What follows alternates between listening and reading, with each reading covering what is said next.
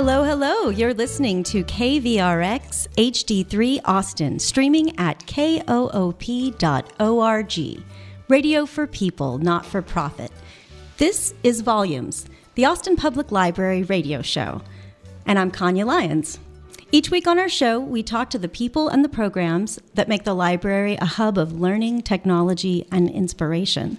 And I want to give a shout out to Writing on the Air for telling their listeners about our show. And today we have a very special guest here in the studio. Tanisha Taylor is here to talk about technology assistance at the Willie Mae Kirk Branch. Welcome, Tanisha. Hi, thank you very much. Thanks for having me. Well, thanks for coming out. And on such short notice, I must add, really appreciate that. That was great. You're welcome. So tell me a little bit about yourself. Where are you from? Originally, I am from Corpus Christi. I was born and raised there until middle school age, so about 7th grade, and then I came to Austin. Both my parents were educators, principal and a special ed teacher and counselor. And so ironically, I'm still in the education field. They did not want me to be a teacher, but I'm in the library, so. I bet they're real proud of you. They are. Yeah. They are. Oh, that's awesome. So you came here, you said in middle school? Mm-hmm. 7th grade, yes. Oh, cool. I moved here when I was about 15, so I also kind of... So for me, that was like back in 85. Okay. So yeah, it was really interesting at that time because all you saw were trees in the north. Ironically, our first house was in the neighborhood where Millwood Library is. Oh, wow. And people considered that way out in the country, so far. Oh, yeah, away absolutely. from Austin, and now it's completely different. Yes. Yeah, no, I remember when that was just like forever. That was, so far away, and now it doesn't seem like anything compared to how big Austin has gotten.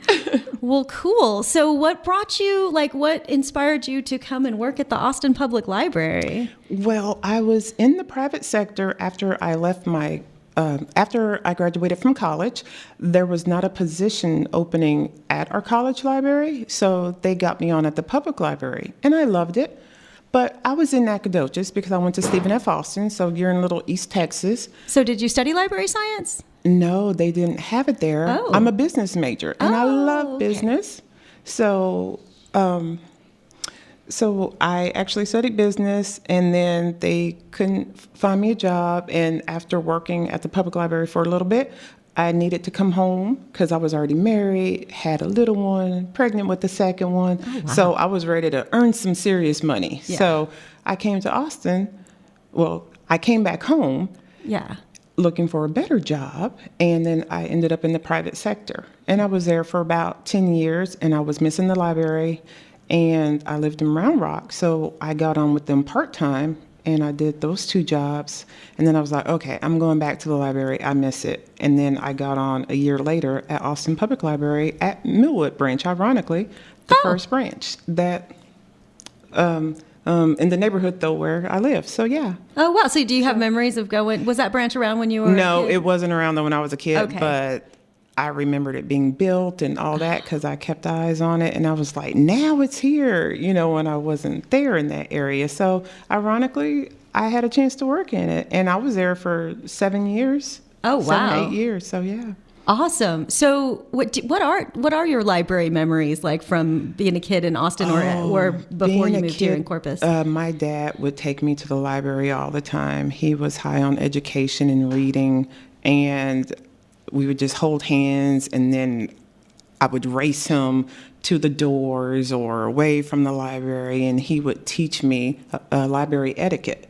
And then his baby sister, who happens to be my favorite aunt. Yay. She actually worked in her college library at Texas A&M. Well, it's Texas A&M at Kingsville now. Okay. So that's where she was. And so I have a lot of memories of just the schools and libraries growing up.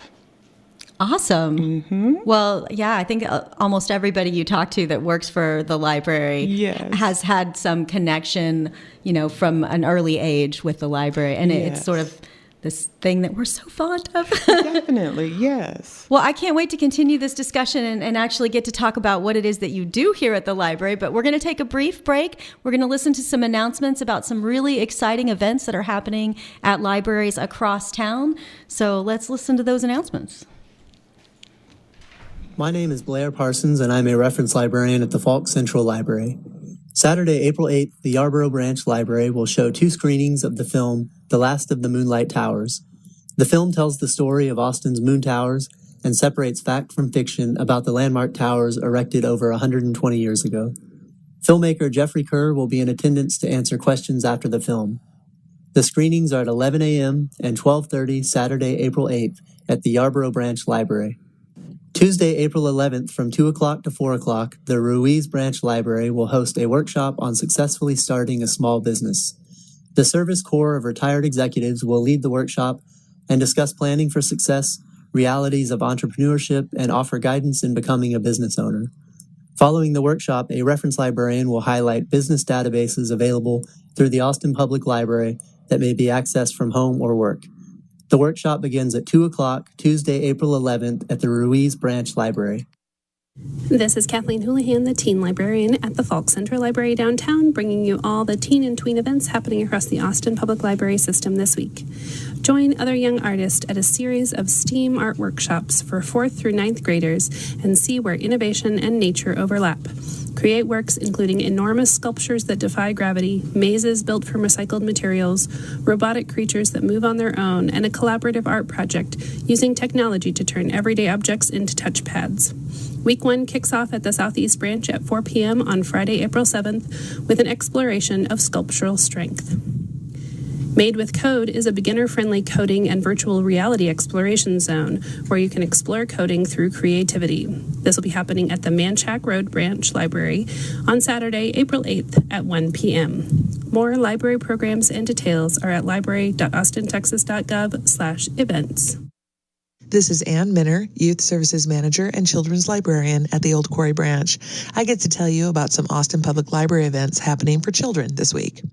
One type of story time that is offered across Austin is our All Ages program. I'd like to point out the benefits of having this sort of story time. For one, families that have kids across the age ranges will find a spot for everyone in this program. From babies to kindergartners, there's something for everyone. In fact, our librarians prepare lots of books and activities, so once they read the room, they can choose materials that will benefit the group.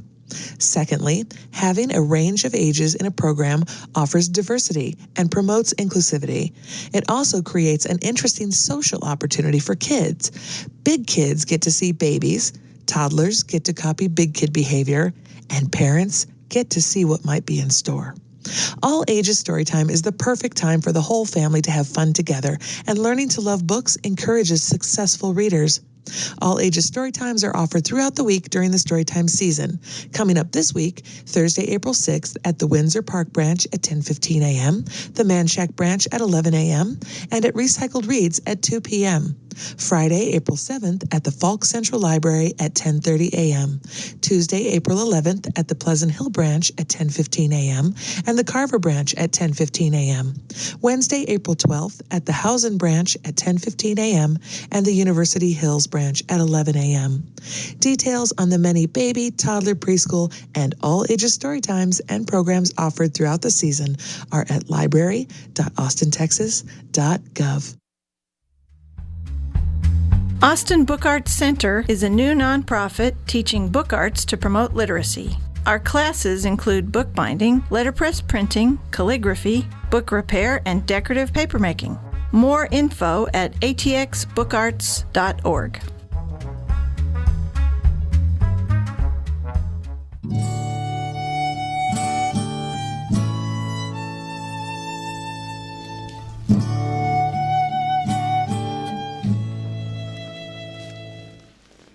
And we're back to continue our discussion with technology assistant Tanisha Taylor. Hey, welcome back. Thank you very much. So let's talk about what you do at the Willie Mae Kirk Branch. What does like a day in the life or an average day for you look like? It is different. Every day is different, but yet the same, if that makes any sense, because someone always needs help printing out something, going into their email, a lot of people need help trying to reset their password for their emails or get passwords from a job application or something like that, applying for housing, food stamps, any kind of government assistance, speedy cash loans, you name it. People come to me with IT questions. And so I have a wide range of, when you say technology, it literally covers everything, phones. So whether it's, tablets, any kind of Android, iPad, Kindles, I teach people how to do our downloadables, things like that. So if people are going on vacation, they're like, I don't want to take any books. What can I do? And I said, oh, well, this is what you can do, though, because you have a library card with us and you can access this. And I explained all the process to them. So, yeah. That's great. So you're literally helping people across the digital divide, as it's called. Yes. So so are a lot of what kinds of people come in? Is it like mostly older folks or a range of people? I get a wide range. I get kids that come in after school. Like teenagers or children, yes. like little kids, all ranges? It depends, because if they're homeschooled, and then they come to our libraries, and then if they're teenagers, if they're on a half-day program, and then we have college kids, young adults. Oh, yeah, y'all are right by ACC. Yes, we are. So you get ACC college kids? Get a lot of those, yes. I think the oldest customer that I have helped, yes, in Houston-Tillotson, correct. The oldest customer I have helped, she is like 90 years old. Wow. And she had retired from a store. And after 6 months, she was bored and she was like, I want to go back to work. Can you help me apply so I can find a job? And she applied at the same store. It was a different position, but she loved it because it was going to challenge her. And this woman was a go-getter. Yes. And so I say she is the oldest customer that I have helped. And then the youngest, of course, like you have your moms and the toddlers, so who are looking for certain books. But I would say individual school age, so about 7, the ones that come in looking for certain books, off of their list, and they're trying to do a school project and write things and things like that. And the teachers say you can't just use Wikipedia. Yes, you have to actually get a book out. That's right. You know that. Yes. Yeah. Yeah. Actually, it's interesting to me how they're integrating new media into teaching. My daughter, for example, had to come up with, write a tweet about what the, settlers would have said when they got to the New World, yes. Stuff like that. It's interesting how that's, anyway. It is interesting because a lot of our customers, we have a pretty decent blend of customers because we are located at 3101 Oak Springs Drive. So it's on the corner of Airport and Oak Springs. And we're not too far from Carver, but a lot of our customers, they prefer to walk, ride the bus, or ride the bus. Very few drive. So a lot of them is easy access, and it's too far for them to go to DeWitt or to Carver. Mm-hmm. So even though that we're on the same street sometimes, and also because the weather, sometimes it's pouring rain, so they don't want to walk an additional 5 miles down the road. So a lot of our customers, because we are in a gentrified area now, so I get some of everybody. I even get customers on the west side of Austin, and they come over because I can do a one-on-one. So it's hard to say exactly who our community is because it is a big wide range of all throughout Austin. I also get customers from Del Valley, Bastrop. I get customers from Round Rock because they're like, they work over here, and instead of using the Round Rock library, they prefer our library.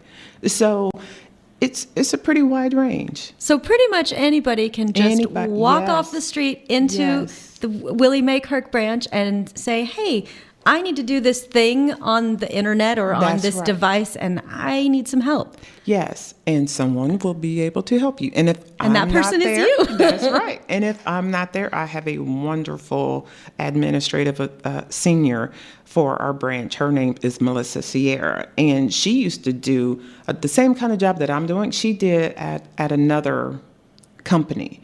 and she's helped vets and everything like that. So she is very experienced. And then there's another coworker, Kim too. She's wonderful. She's usually nights and weekends. So all of us kind of have different schedules. I'm only 30 hours a week. So usually I do tell customers I am there by the time that we open at 10, and usually I'm not there after 4 o'clock, but usually there's someone else there though to help them with some kind of tech assistance.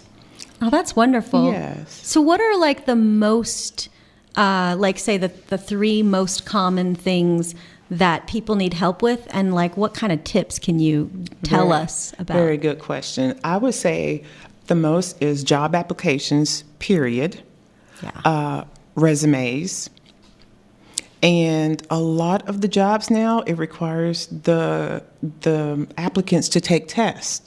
Oh, certifications. Yes, and, yeah. certifications and all that. So a lot of them don't know, and then that freaks them out when they show up. So I would advise people, if you're coming to apply for any kind of job, to have certain things prepared. Have all of your job history, at least for the last 10 years. If you have any kind of certifications or like 2-year college credits or anything like that, that helps. So depending on the type of job though that you are applying for.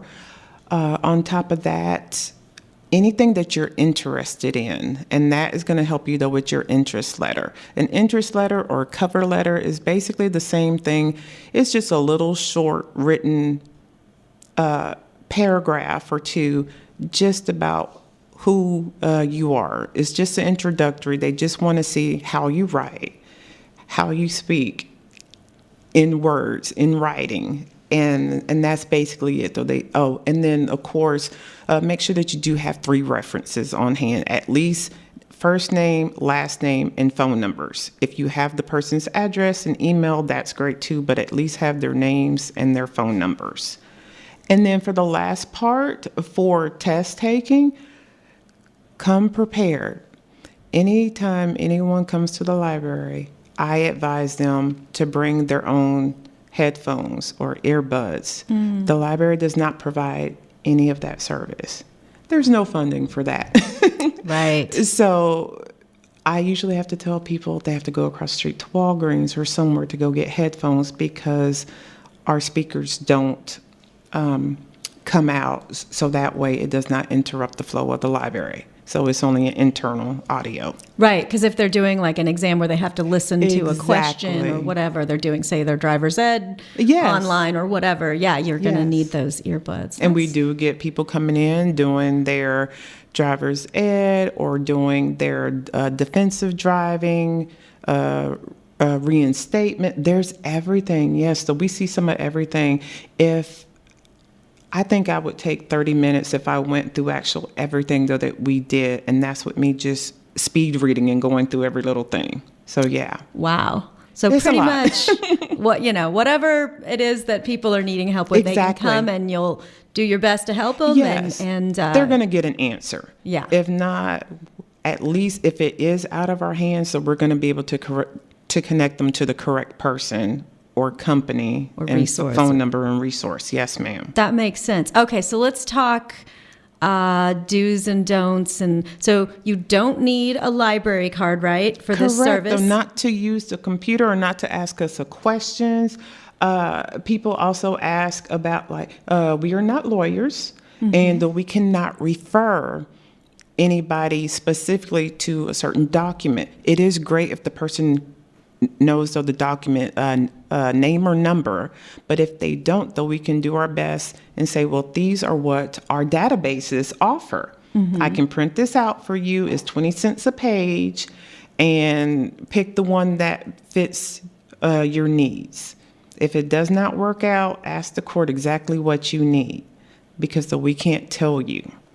And so we do get some law stuff from time to time, yes.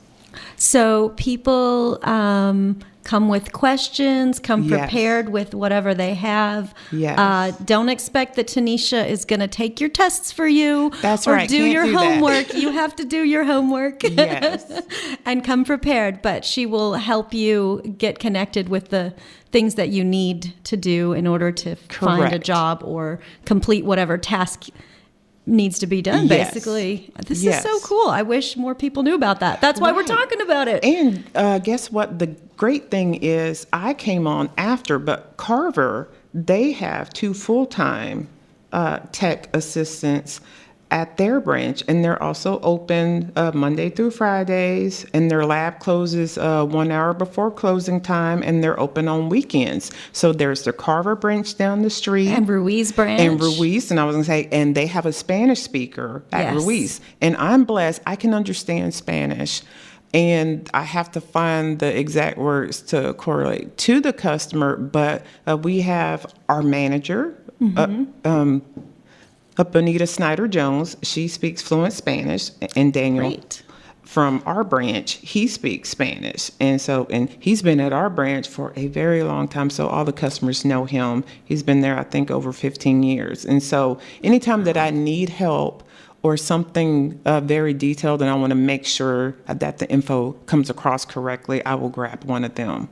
Okay, so if they need specifically a Spanish speaker, Yes. Ruiz is the place to go. But Correct. if they just have a minor question, a little something, you guys Sure. have plenty of Spanish speakers around on Yes. hand. That's great. And though we work it out, like they translate for me, and then I tell them exactly what they need to do, and they translate back, and then everything is great. And we work as a wonderful team at Willie Mae. Well, this is so yeah. great. Well, so if people, want to learn more, where can they get information about technology assistance at the Willie Mae Kirk branch? They can either call at 512-974-9920 and ask to speak to me, Tanisha, or they can go online at library.austintexas.gov and they can choose our branch and look at our numbers, or they can call even reference and they can give them our info. Like, you can always ask at any library, Exactly, and they'll any library, direct you yes. to the nearest place that can Yes. help. Yes. And besides our tech assistance, so we also do have a children's specialist there, and so she offers Art Smart, which is a hit though with all of our family members. So it can be any age, and that's on Tuesdays at 6 o'clock, I believe, and then Wednesdays at 2 p.m. she does a books and babies story time.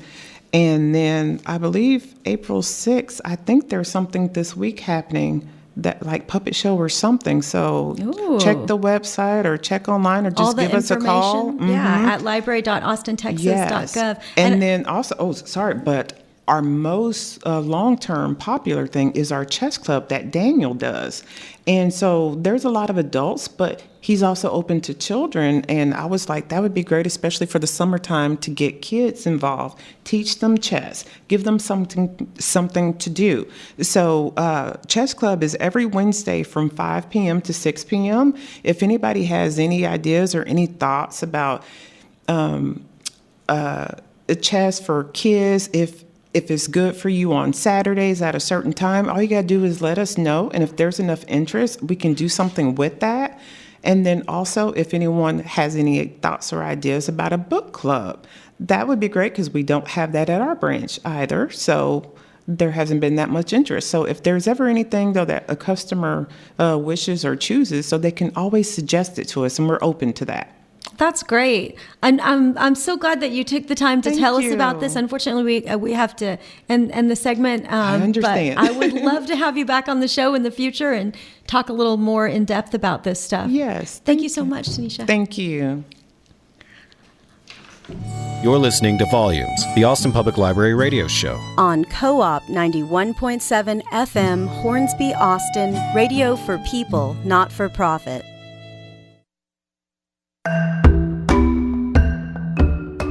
Support comes from Austin Community College, hosting the 2017 Vision and Voice Award reception, Friday, April 28th at 6 p.m. at the ACC Eastview campus.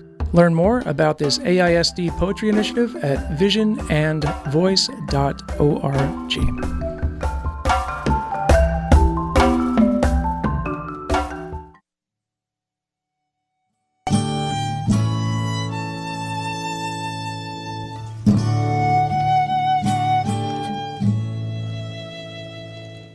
and welcome back to Volumes, the Austin Public Library radio show.